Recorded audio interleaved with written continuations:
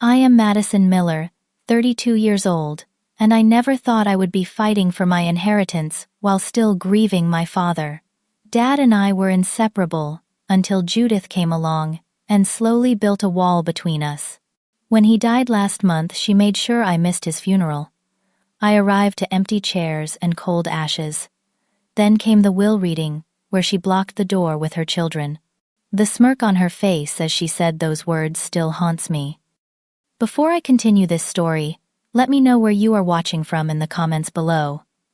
Hit that like button and subscribe if you want to hear how I wiped that smirk right off her face. Growing up, Dad was my hero. After Mom died from breast cancer when I was 11, it was just the two of us against the world. Richard Miller was not just my father, but my best friend, confidant, and biggest supporter. We developed rituals that kept us connected through my teenage years. Sunday morning pancakes, summer fishing trips to Lake Tahoe, and weekly movie nights where we would alternate choosing films. Dad never missed a single school event, from academic competitions to graduation. He would always say, "Maddie, you are the best thing that ever happened to me." Our life changed when I was 22. Dad met Judith Harrison at a charity gala for his company. He was 52 at the time, and Judith was 45, a sleek, sophisticated woman with calculated charm and a strategic mind. I still remember the day he introduced us at our favorite restaurant, Bella Luna. Dad was so nervous, like a teenager bringing home his first girlfriend. I wanted to be supportive despite the warning bells in my head. "Madison, this is Judith. She makes me happier than I have been in a long time," Dad said, his eyes bright with that new relationship glow. I shook her hand and smiled. "Any friend of Dad's is a friend of mine. It is nice to meet you, Judith." From the beginning, Judith was pleasant but distant toward me. Her smiles never reached her eyes, and she would subtly change subjects whenever Dad and I reminisced about our past.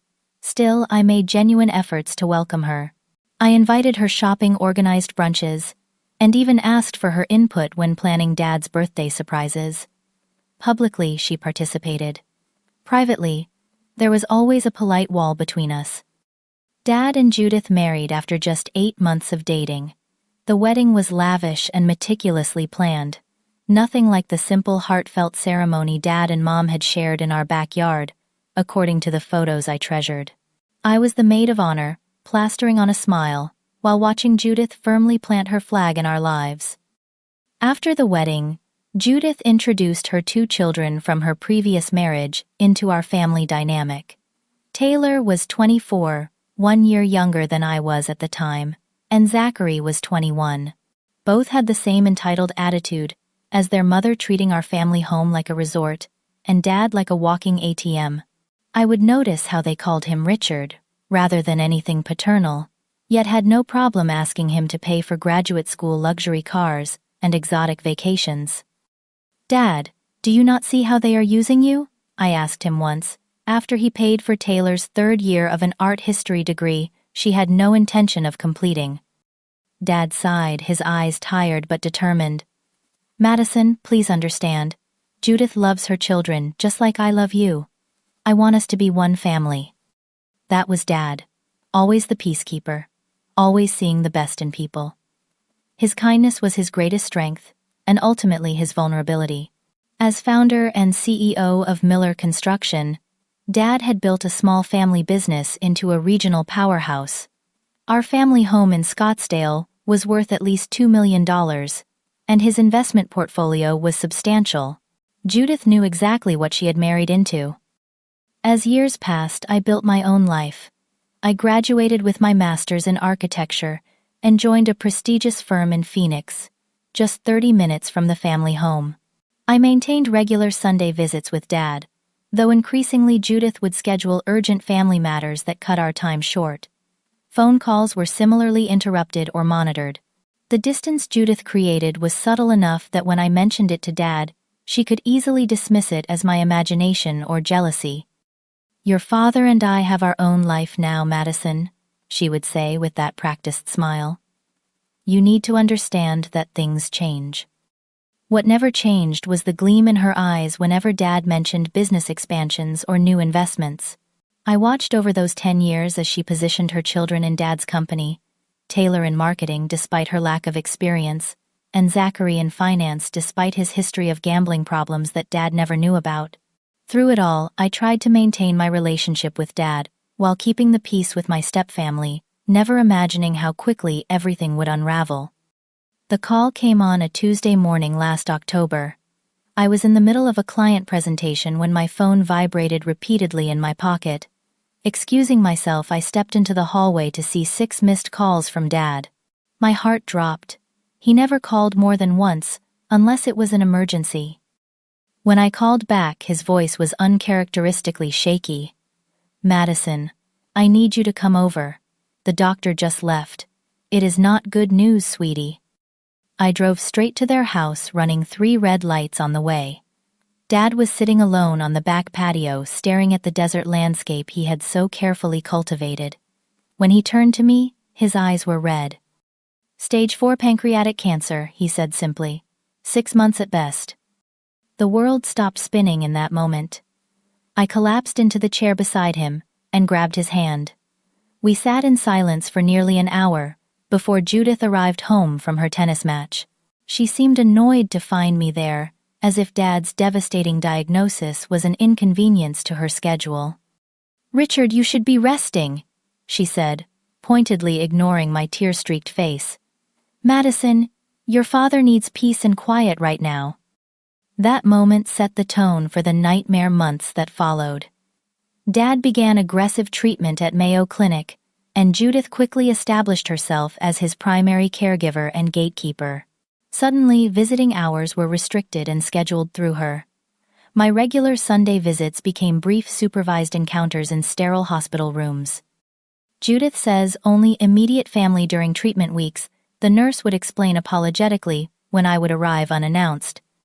"I am his daughter," I would insist, fighting back tears. "Yes, but Mrs. Miller has left specific instructions." 2 months into his treatment, Dad was moved to a private room for more intensive care. I arrived one afternoon to find Taylor and Zachary leaving his room, speaking in hushed tones with their mother in the hallway. "The lake house alone must be worth $1.5 million, Zachary was saying, "and the company valuation." They fell silent when they saw me. Judith quickly composed herself and stepped forward. "Madison, what a surprise. Richard is resting now. Perhaps you should come back tomorrow." I stood my ground. "I took the day off specifically to spend time with Dad. I will be quiet if he is sleeping." Inside his room, Dad was awake, but gaunt, his once robust frame now skeletal. His face brightened when he saw me, and he weakly patted the edge of the bed. "There is my girl," he whispered. "I was just asking for you." I sat with him for hours that day, talking about everything and nothing.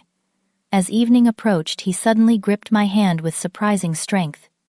"Madison, there are papers in the safe," he said, his eyes unusually clear and focused. "Behind the Sedona painting in my study. Your mother picked that painting, remember?" Before I could ask what he meant, Judith swept in with a doctor in tow. "Richard needs his rest now. You can visit another time, Madison." That night, I received a text from Dad's personal cell. "Love you, Maddie. Always and forever.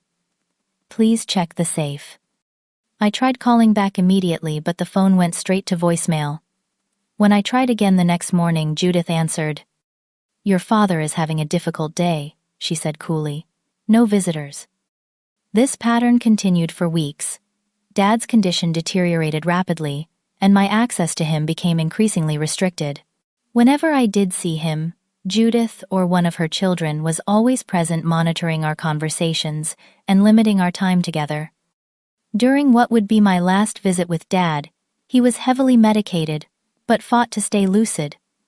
Judith had stepped out to speak with the doctor, giving us a rare moment alone. "Madison," he whispered, his voice barely audible.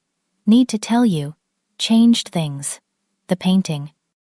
Judith returned before he could finish, and he drifted back to sleep. 3 days later, I received a call from a number I did not recognize. It was a nurse from a different hospital. "Is this Madison Miller?" she asked. "Yes, this is she. I am calling regarding your father, Richard Miller. He was transferred to our palliative care unit yesterday." My blood ran cold. Transferred? By whom? Why was I not notified? "His wife made the arrangements," the nurse explained. "I thought you were aware." I drove immediately to the new hospital, only to be told that visitation was restricted to a pre-approved list provided by Judith. My name was not on it. For 3 days I pleaded with hospital administration, called Dad's phone, and even tried to sneak into his room disguised as cleaning staff. Security eventually escorted me from the building. On the 4th day, while sitting in my car, in the hospital parking lot, debating my next move, my phone buzzed with a text from Judith's number. "Richard passed peacefully this morning. Funeral arrangements pending." Not a call. Not even her own words. A text message. My father was gone and I never got to say goodbye. The next 48 hours passed in a blur of grief and disbelief. I called Judith repeatedly, but my calls went unanswered. Finally, on the 3rd try, Taylor picked up. "Mom is busy with funeral arrangements," she said, her voice artificially sympathetic. "The service will be Saturday at 2 in the afternoon at Sunland Memorial. Family is gathering at 11 for a private viewing." Saturday arrived, and I dressed carefully in the black dress Dad had always complimented. "You look just like your mother in that dress," he would say with that proud smile. I arrived at Sunland Memorial at 10:30, clutching a letter I had written to place in his casket, a final goodbye. The parking lot was nearly empty, which struck me as odd. Dad was well known in the community, respected and loved by many. I approached the front desk with growing unease. "I am here for the Richard Miller service," I told the receptionist. She checked her computer and frowned. "The Miller service was this morning at 8. It ended about 30 minutes ago." My knees buckled. "That is impossible. The service is scheduled for 2 this afternoon." The receptionist looked uncomfortable. "I am sorry, but the family requested an early morning service. The cremation is already in process." Cremation. Dad had always said he wanted to be buried next to my mother in the family plot. This could not be happening. In a daze, I walked toward the chapel, hoping to at least see the space where they had said goodbye to my father without me. As I approached, the doors opened, and Judith emerged with Taylor Zachary and about 20 other people, friends, extended family, and business associates I had known my entire life. They were already dressed in muted colors rather than funeral black, clearly heading to some post-service gathering. When Judith saw me, her expression shifted from surprise to cold calculation in an instant. She whispered something to Taylor, who quickly ushered the others toward the parking lot. "Madison," Judith said, approaching me. "What are you doing here?" "The funeral was supposed to be at 2, I managed to say, my voice shaking. "Taylor told me to." Judith's face was a mask of practiced sympathy. "There must have been a misunderstanding. We had to move the service earlier. It was a small private ceremony, immediate family only. Your father would have wanted it that way." "Immediate family," I repeated, gesturing toward the departing guests. "Those are Dad's golf buddies and business partners. I am his daughter." "You had been so emotional lately," Judith replied smoothly. "We thought it would be easier this way, less dramatic for everyone." I stood there, the letter crumpled in my fist as the reality sank in. They had deliberately excluded me from my own father's funeral. I would never see him again, never say goodbye, never place that letter in his hands. "Where is he now?" I asked, my voice hollow. "Being cremated as per his wishes," Judith replied, checking her watch. "We are having a small reception at the house. You are welcome to join if you can compose yourself." I did not go to the reception. Instead, I sat in my car in the funeral home parking lot and broke completely. Hours passed as I sobbed, until my throat was raw and my eyes swollen. As the afternoon shadows lengthened, a knock on my window startled me. It was Walter Green, Dad's friend and attorney for over 20 years. "Madison, are you all right?" he asked, his kind face creased with concern. I rolled down the window beyond caring about my appearance. They changed the time, Walter. They made sure I missed it. Walter's expression darkened. I suspected something was wrong when I did not see you this morning. Judith told everyone you were too distraught to attend. He slid into the passenger seat of my car and placed a gentle hand on my shoulder. Your father asked for you, Madison. In his final days, he asked for you repeatedly. Fresh tears spilled down my cheeks. Judith told the hospital I was not allowed to visit. She transferred him without telling me. Walter nodded grimly. I was afraid of that. Richard was not himself in those final weeks, but he was lucid enough to express concern that you were not visiting. Judith told him you were too busy with work to come see him. The cruelty of that lie was like a physical blow.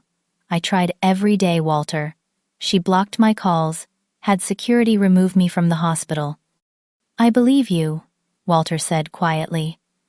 There is more. The funeral director mentioned that Judith insisted on cremation despite Richard's written wishes for burial. She claimed there was a recent change of heart, but we sat in silence as the implications settled between us. Then Walter reached into his jacket pocket and handed me a business card. The will reading is scheduled for next Friday at my office, 3 in the afternoon.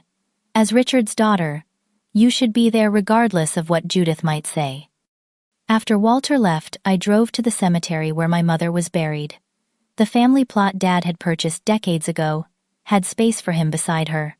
Now that space would remain empty, their final reunion thwarted by Judith's machinations. As I placed flowers on my mother's grave, I noticed something tucked under my windshield wiper. An unmarked envelope. Inside was a single business card, Walter's. On the back, handwritten safe, behind Sedona. Combination is your birthday.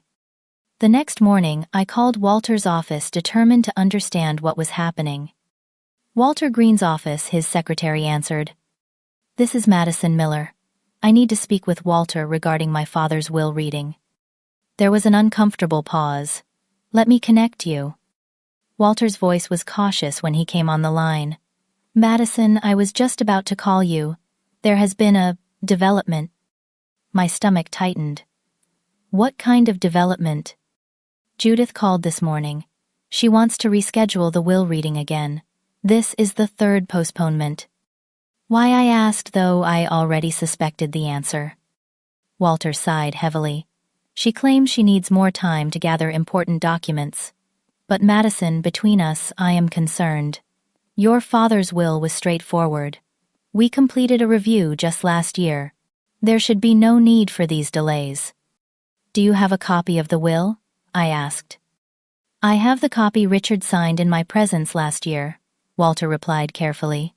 However, Judith is insisting there is a more recent version that supersedes it. She has not produced this document yet, which is why I am postponing the reading. After hanging up, I sat at my kitchen table, mind racing. Dad's cryptic messages about the safe behind the Sedona painting suddenly took on urgent meaning. I needed to see what was in that safe before the will reading. That afternoon, I drove to the family home, hoping to find a moment alone to search Dad's study. As I pulled into the driveway, I noticed unfamiliar cars parked outside. Through the front windows, I could see Judith hosting what appeared to be a casual gathering, just 3 weeks after Dad's death. I rang the doorbell, steeling myself for the confrontation. Zachary answered, cocktail in hand. Madison, he said, clearly surprised. What are you doing here? I came to collect some of Dad's personal items, I replied, keeping my voice steady. Photos and mementos. Judith appeared behind him wearing a navy dress that looked suspiciously new. Madison, this is not a good time. We have guests. I will not take long, I insisted, stepping forward. I just want a few photos from Dad's study. Judith blocked my path. Richard's study is private. If there are specific items you want, you can submit a request in writing, and we will consider it after the estate is settled. Taylor joined them, forming a human barrier. Mom is right. Nothing can be removed from the house until after the will is read. Legal reasons. I looked past them into the living room, where several people were helping themselves to what appeared to be Dad's prized Scotch collection. My throat tightened with anger. "Those are Dad's things you are giving away," I said, my voice rising. "He is barely cold in his grave." "These are family friends, helping us through a difficult time," Judith replied coldly. "I think you should leave now, Madison. You are clearly still too emotional." As they closed the door in my face, I caught a glimpse of Taylor smirking. I returned to my car, but instead of leaving, I parked down the street and waited. The gathering continued well into the evening, guests departing with gift bags and what looked like small artwork from our family collection. Around midnight, when the house was finally dark, I approached from the back. Years ago, Dad had given me a key to the service entrance. "Always have a way home, Maddie," he had said. I prayed Judith had not changed the locks. The key worked. I slipped inside, navigating the familiar hallways in darkness. Dad's study was locked, but I knew he kept a spare key taped under the antique hallway table, another of our shared secrets. Inside his study, everything appeared undisturbed, as if waiting for him to return. His reading glasses still lay open on his leather blotter, a half-finished crossword puzzle beside them. The Sedona painting hung behind his desk, a vibrant canyon scene my mother had purchased on their honeymoon. With trembling hands, I carefully removed it from the wall to reveal a small wall safe. The combination was indeed my birthday, 0617. The safe swung open with a soft click. Inside were several folders, a small jewelry box, and a sealed envelope with my name written in Dad's distinctive handwriting. I took everything, carefully replaced the painting, and left the house as silently as I had entered. Back in my apartment, I spread the contents across my dining table. The jewelry box contained Mom's engagement ring and wedding band, pieces I thought had been buried with her. The note inside read, "For Madison when the time is right. Love, Dad." The sealed envelope contained a letter dated just 2 months ago, during the early days of Dad's illness. "My dearest Madison, if you are reading this, then my suspicions were correct, and I did not get the chance to tell you everything face to face. First, know that I love you more than anything in this world. You are my greatest joy and accomplishment. I fear Judith is not who I thought she was. I have discovered concerning financial irregularities in both personal and business accounts. When confronted, her explanations were inconsistent. More troubling is her recent insistence that I update my will to favor her children. She does not know that I have already executed a new will with Gordon Blackwell, contact information below. This will supersedes all others and protects your inheritance as well as the company. The original is with Gordon. This copy is for your protection. Trust Walter, but share this only with Gordon for now. I am sorry, Maddie. I should have listened to your concerns years ago. Know that you were right, and I was blinded by wanting companionship in my later years. All my love forever, and always, Dad." The folders contained financial documents showing substantial transfers from Dad's personal accounts to accounts controlled by Judith, Taylor, and Zachary over the past 6 months. Another folder held a complete copy of Dad's true final will, notarized and witnessed, dated just 3 months ago. A third contained photographs of Judith meeting with an unknown man, time-stamped during the weeks of Dad's hospitalization, along with recorded conversations and bank statements. Dad had been conducting his own investigation before he became too ill to continue. He had suspected Judith was planning something and had created a safeguard, this hidden will and evidence. I called Gordon Blackwell first thing the next morning. He confirmed everything. Dad had come to him privately to draft a new will after discovering Judith's deception. The original was secure in his office safe. We agreed to meet before the will reading to coordinate our approach. As the pieces fell into place, my grief transformed into resolute determination. I would honor Dad's final wishes and expose Judith's manipulation. I spent the next days preparing with Gordon, gathering additional evidence, and steeling myself for the confrontation to come. On the morning of the will reading, I dressed carefully in a conservative black suit, not for mourning this time, but for battle. Walter's law office occupied the top floor of a sleek downtown building. I arrived 20 minutes early as planned, and was escorted to a private conference room where Gordon Blackwell was waiting. We reviewed our strategy one final time. Remember, Gordon advised timing is crucial. Let Walter begin the proceedings with the will Judith provided. Only when he asks if there are any questions should you present the true will. I nodded, clutching my leather portfolio containing the documents from Dad's safe. What if Judith tries to claim this will is a forgery? The original in my possession has been properly witnessed and notarized, Gordon assured me. Additionally, your father recorded a video statement explaining his reasons for the changes. Judith cannot override this. At precisely 3, Walter's secretary showed us to the main conference room. Through the glass walls I could see Judith, Taylor, and Zachary already seated, along with 2 people I recognized as Judith's attorney and financial advisor. Their expressions when I walked in with Gordon were a mixture of shock and poorly concealed anger. Madison, Judith said, recovering quickly, "We did not expect you to bring counsel." Gordon Blackwell, he introduced himself, shaking Walter's hand. "I am here to observe on Madison's behalf." Judith's eyes narrowed. "This reading is for beneficiaries named in the will. We are not certain Madison qualifies." Walter looked uncomfortable, but professional. As Richard's daughter, Madison has a right to be present regardless of the will's contents. Actually, Judith cut in, standing to block my path to the conference table. "This meeting is only for heirs named in the will. And according to the most recent document, Richard and I prepared, Madison has been removed from the inheritance due to her estrangement during his final months." The room fell silent. Walter looked genuinely shocked. "Judith, this is the first I am hearing of Madison being removed from the will." Richard was deeply hurt by her absence. Judith continued, her voice dripping with false sympathy. "He made changes accordingly.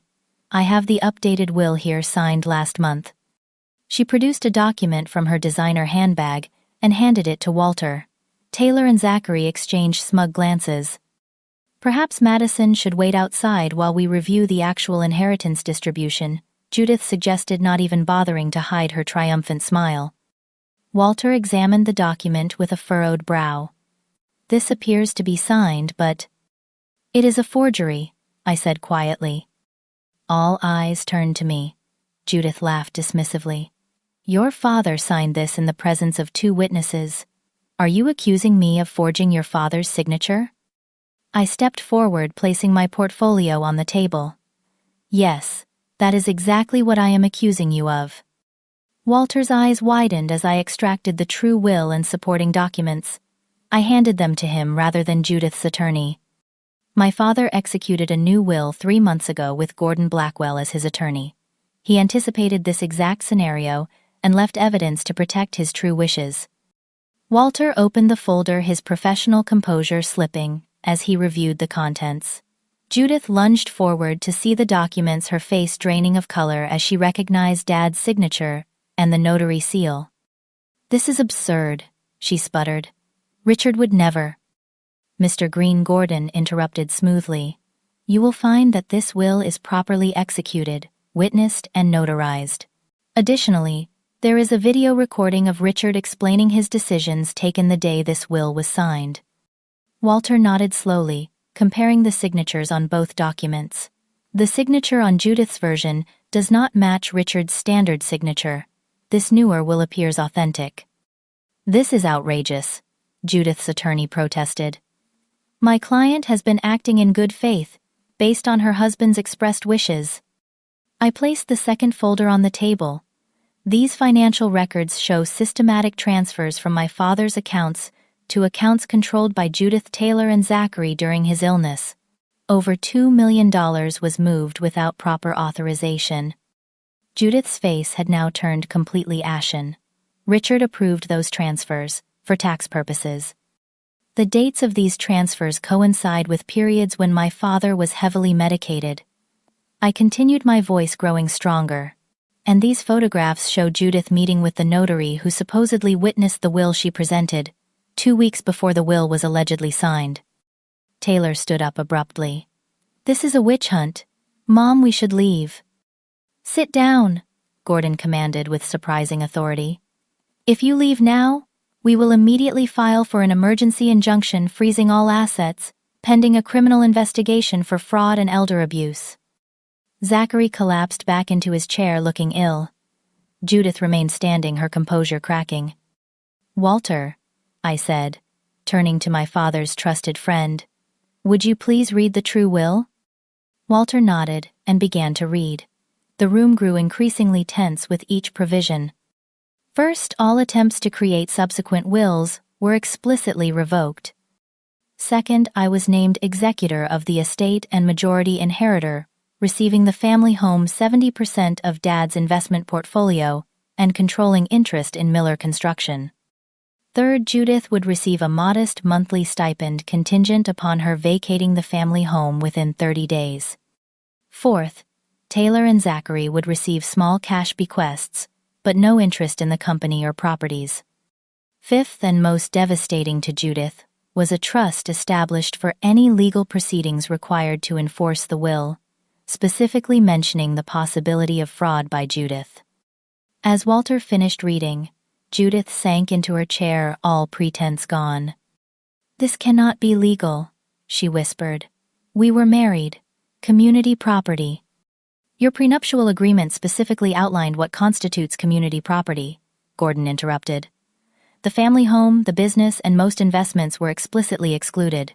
Richard was quite thorough. Taylor turned on her mother. You said this was guaranteed. You said Richard changed everything to protect us. He did, Judith insisted, her voice rising. He promised me. This will is the forgery. Madison manipulated him when he was sick.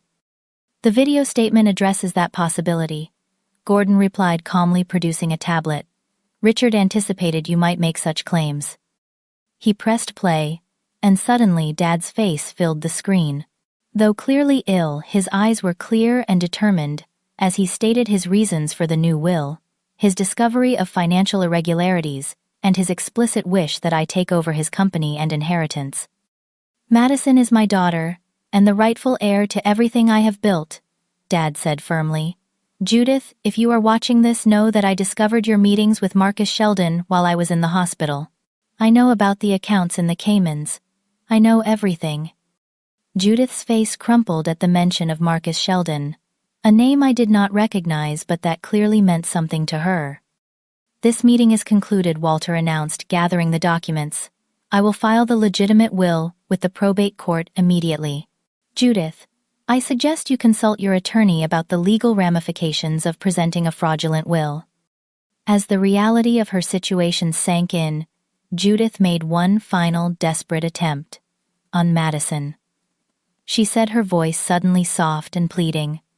Surely we can come to some arrangement, for your father's sake. He would not want a public spectacle.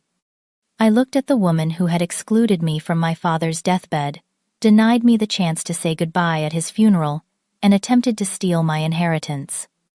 You are right about one thing, I replied calmly. Dad would not want a public spectacle. That is why I am giving you 24 hours to vacate his house before I file criminal charges for fraud, forgery, and elder abuse. The evidence goes to the district attorney tomorrow afternoon, unless you are gone. Judith stared at me with naked hatred, but beneath it was something else. Fear. For the first time she was facing consequences for her actions, and we both knew it. As they gathered their belongings to leave, Zachary paused beside me. I did not know, he said quietly. About the funeral. That was cruel. It was the closest thing to an apology I would receive from any of them. When they were gone, Walter placed a gentle hand on my shoulder. Your father would be proud, Madison. You fought for his wishes with the same determination he always admired in you. I nodded the victory, feeling hollow in the wake of my grief. I just wish he were here to see it. He knew, Gordon said kindly. That is why he left such careful instructions. He trusted you to finish what he started. As I left the office that afternoon, I felt Dad's presence more strongly than I had since his death. The battle was not over. There would be legal proceedings and challenges ahead, but I had honored his final wishes and exposed the truth. That was worth everything. The 24 hours I gave Judith stretched into 48, but true to her survival instincts, she and her children vacated the family home before my deadline. They left it in shocking condition. Empty liquor bottles strewn about, furniture damaged, and several valuable items mysteriously missing. I documented everything with photographs before changing the locks and security codes. Walter helped me file the legitimate will with probate court, and, as expected, Judith immediately contested it. Her attorney filed motions claiming the new will was executed under duress and that Dad lacked mental capacity when he signed it. The judge, however, was unimpressed by these arguments when presented with the medical records showing Dad was fully lucid during that period, along with the video testimony. The court finds the will dated March 15 to be valid and enforceable. Judge Harriman declared after 3 weeks of contentious hearings. The previous will is hereby revoked. Furthermore, the court orders a forensic accounting of all financial transactions made during Richard Miller's illness. This ruling opened the floodgates. The forensic accountants discovered that Judith had been systematically siphoning money from both personal and business accounts for years, small amounts at first growing bolder as Dad's health declined. The total approached $3 million. More shocking was the discovery of life insurance policies Judith had taken out on Dad without his knowledge, with herself as the sole beneficiary. These policies, worth $5 million collectively, had been purchased just 2 months after their wedding. She had been planning his financial exploitation from the beginning. The mysterious Marcus Sheldon turned out to be a financial advisor, specializing in offshore accounts and asset concealment. Email records revealed their plan to move Dad's assets offshore immediately after his death before the will could be probated. Dad had discovered their communication accidentally while using Judith's laptop during a hospital stay. As the evidence mounted, Judith's children turned against her. Taylor was the first to break, approaching me through her attorney with an offer to testify about Judith's forgery scheme in exchange for immunity from prosecution. Mom told us Richard wanted us to have everything Taylor explained during our meeting at Walter's office. She said he promised to change his will, but she was worried Madison would contest it.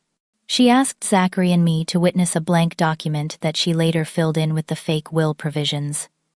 Zachary followed suit a week later, providing details about offshore accounts Judith had established in their names without their knowledge. While they were not innocent in the scheme, their cooperation proved invaluable in building the case against Judith. The district attorney filed criminal charges against Judith for forgery, fraud, financial elder abuse, and attempted grand theft. Facing overwhelming evidence and abandoned by her own children, she accepted a plea deal and restitution of all stolen funds, surrender of the fraudulent life insurance claims, and 3 years in prison, followed by 5 years of probation. As news of the case spread through Dad's business and social circles, people began reaching out to me with their own stories of Judith's manipulation. Friends who had been told I was too busy to visit Dad in the hospital. Business associates who had received forged emails, supposedly from Dad, changing long-standing arrangements to benefit Judith. Even hospital staff who had been instructed to turn me away while being told Dad did not want to see me. The picture that emerged was of a woman who had systematically isolated my father from everyone who loved him, particularly in his final months when he was most vulnerable. The cruelty of it was breathtaking. Through it all, I worked to settle Dad's estate according to his wishes. The family home needed extensive repairs after Judith's vindictive exit, but restoring it became a form of therapy for me, replacing her cold modern touches with the warm, comfortable style Dad had always preferred. In Dad's office, I found additional evidence of his growing suspicions. A journal detailed his confusion about missing funds and his growing concern about Judith's behavior. The last entry, dated just days before his transfer to the second hospital, read, "Tried to call Madison again. Jay says she is too busy. Does not sound like my Maddie. Something is wrong. Must speak with Gordon tomorrow." He had known something was wrong. He had tried to reach me. The knowledge was both heartbreaking and vindicating. Miller Construction faced its own challenges. Judith had installed several loyal employees in key positions, and the transition was turbulent. With my architecture background, I understood the business fundamentally, but needed time to learn the operational details. Dad's longtime project manager, Samuel Reeves, became an invaluable ally. "Your father built this company on integrity and relationships," Samuel told me during a particularly difficult week. "The clients know that. They will stick with us through this transition because they trusted Richard, and now they see those same qualities in you." 6 months after the will reading, I received an unexpected call from Zachary. He was living in Chicago now, working an entry-level position at a marketing firm. "I want to apologize," he said, his voice subdued. "Not just for the will and the money, but for how we treated you all those years. We followed Mom's lead without questioning. I should have seen what she was doing to your relationship with Richard." "Why are you telling me this now?" I asked. There was a long pause. "Because I found letters Richard wrote to you that Mom never mailed. Monthly letters for years. He thought you were ignoring them, but Mom was intercepting them. I found them when I was helping her move before the trial." The revelation stunned me. Dad had been writing to me regularly, believing I was the one pulling away. Another layer of Judith's cruelty exposed. "I will send them to you," Zachary promised. "You should have them." True to his word, a package arrived the following week, containing dozens of unopened envelopes in Dad's handwriting. Each one detailed his life, his hopes for me, his confusion about our growing distance. The final letter, never mailed, expressed his fear that he would die without reconciling what he perceived as a mysterious estrangement from his beloved daughter. Reading those letters was like having one last conversation with Dad. Painful but healing. He had never stopped loving me, never stopped reaching out, even when he thought I was not responding. Judith's manipulation had been even more comprehensive than I had imagined. 1 year after Dad's death, I stood in the garden of the family home surveying the changes. The desert landscaping Dad had loved so much was thriving again after months of neglect under Judith's care. I had planted a mesquite tree in his memory, a native species that would grow strong in the Arizona sun, just as he had taught me. The legal battles were finally over. Judith was serving her sentence at a minimum security facility. Taylor and Zachary had both testified against their mother and were attempting to rebuild their lives far from Arizona. The financial restitution would never recover everything that was lost, but Dad's estate was secure, and Miller Construction was thriving under my leadership. More importantly, I had found a way to honor Dad's legacy, beyond preserving his material assets. Using a portion of the estate, I established the Richard Miller Memorial Foundation, providing scholarships for young people pursuing careers in construction and architecture, giving others the same opportunity Dad had created for himself, through hard work and determination. The foundation's first project was renovating an outdated community center in the neighborhood where Dad grew up. We dedicated it on what would have been his 63rd birthday, with many of his old friends and colleagues in attendance. It was the memorial service he deserved, but never received, a celebration of his life and impact, rather than the sterile exclusionary funeral Judith had orchestrated. Through the process of rebuilding Dad's company and establishing the foundation, I discovered strengths within myself I never knew existed. The determined girl Dad had always believed in emerged from grief stronger and more resilient. I found myself using phrases he had taught me when addressing the construction teams: measure twice, cut once, and do it right or do it twice. The hardest lesson was learning to trust again. Judith's betrayal had left me suspicious of everyone's motives, particularly in business. I scrutinized contracts obsessively and questioned every financial decision multiple times. It took months of conscious effort to find a balance between Dad's trusting nature and Judith's paranoid suspicion. Walter became a trusted advisor and surrogate father figure during this time. Over lunch one day, he shared wisdom that helped shift my perspective. "Your father was not naive, Madison," he said thoughtfully. "He was optimistic. There is a difference. He chose to see the good in people first, while still being prudent in business." Judith took advantage of his illness and isolation, not his fundamental character. Those words helped me realize I could honor Dad's approach to life without making myself vulnerable to manipulation. I could be cautious without becoming cynical. It was a nuanced balance that Dad himself might have struggled to maintain if our situations were reversed. The unopened letters from Dad became my most treasured possession. I read them in chronological order, one each week, stretching out our final conversation over months. His voice came through so clearly in his written words, his humor, his wisdom, his unwavering love for me. The last letter, written just weeks before his death, contained a paragraph that became my guiding principle. Life will break your heart, Maddie. That is inevitable. But how you respond to that heartbreak defines you. You can become bitter and closed, or you can use that pain to grow more compassionate and determined. I have always admired how you choose the latter path. It is your greatest strength, one I tried to emulate rather than just teach. Dad had seen that quality in me long before I recognized it in myself. Now I was living it, using the pain of his loss and Judith's betrayal to build something meaningful, rather than surrendering to bitterness. As for Judith, I made the conscious decision to release the anger I held toward her. Not for her benefit, she had shown no genuine remorse, but for my own peace. Carrying that hatred was exhausting, and ultimately served no purpose. I would never forget what she did, but I refused to let it define my future. On the anniversary of Dad's death, I visited Mom's grave, bringing flowers for her and placing a small urn containing a portion of Dad's ashes in the plot beside her. Judith had scattered most of his ashes without my knowledge, but the funeral home had, by policy, retained a small portion. At least in this small way, I could fulfill Dad's wish to rest beside my mother. Standing there in the quiet cemetery, I felt a sense of completion. Not closure. I would always miss Dad and mourn the final days we should have shared, but a sense that I had honored his life and legacy to the best of my ability. He would be proud of how I had fought for his wishes and then moved forward with purpose. The sun was setting as I placed my hand on the cool granite of Mom's headstone, now inscribed with Dad's name as well. "I love you both," I whispered. "Always and forever."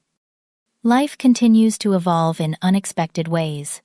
The Richard Miller Memorial Foundation is expanding to support vocational training programs across the state. Miller Construction recently won its largest contract ever, and I am finding joy again in small moments. Sunday morning pancakes, that Dad would have loved, fishing trips to Lake Tahoe, where I scatter tiny portions of his ashes in his favorite spots, and quiet evenings in his study, where I sometimes feel his presence most strongly. Have you ever faced betrayal from someone you should have been able to trust? How did you find the strength to move forward without letting bitterness consume you? Share your experiences in the comments below. And if this story resonated with you, please hit the like button and subscribe to hear more stories of overcoming life's most difficult challenges. Remember that even in our darkest moments, we have the power to choose how we respond. Thank you for listening to my journey, and I wish you strength and healing in whatever battles you may be facing.